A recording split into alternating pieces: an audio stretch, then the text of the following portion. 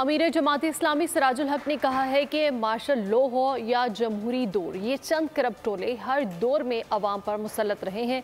इसकी वजह से बदअमनी है, मईशत तबाह है, बेरोज़गारी है, जुल्म और ज़िल्लत का दौर है। जमात इस्लामी हर कीमत पर 8 फरवरी को इलेक्शन का इनेकाद चाहती है। पूरे जज्बे के साथ इलेक्शन की तैयारी कर रहे हैं।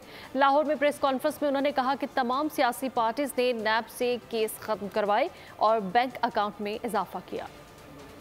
वजूद ये कि नेब का बुनियादी मकसद करप्ट लोगों का एहतसाब करना है। हमने मादी में देखा है कि उन्होंने खुद प्ली बार्गेनिंग के नाम पर करप्ट लोगों के साथ, करप्ट सियासतदानों के साथ कुछ लो और कुछ दो की उसूलों पर अमल किया, और यही वजह है कि आज पाकिस्तान पर 80,000 अरब का कर्जा है। तो इन पार्टियों की कूचों में, चौक और चौराहों में वोट मांगने आए हैं कि हम एक और बारी दे दे। तो यही चंद लोग हैं, गुज़श्ता कई आशरों से मुसल्लत है। अब ये कारकर्दगी दिखाने के काबिल नहीं है। कोई कहते हैं मैं चौथी बार वजीर आज़म बनना चाहता हूँ, किसी का बयानिया यही है कि मेरी माँ भी वजीर आज़म थी, मेरा वालिद भी सदर पाकिस्तान रहे हैं, मेरा नाना भी वजीर आज़म रहे हैं, अभी हक है। तो मैं आपसे पूछना चाहता हूँ कि गरीब की बारी कब आएगी?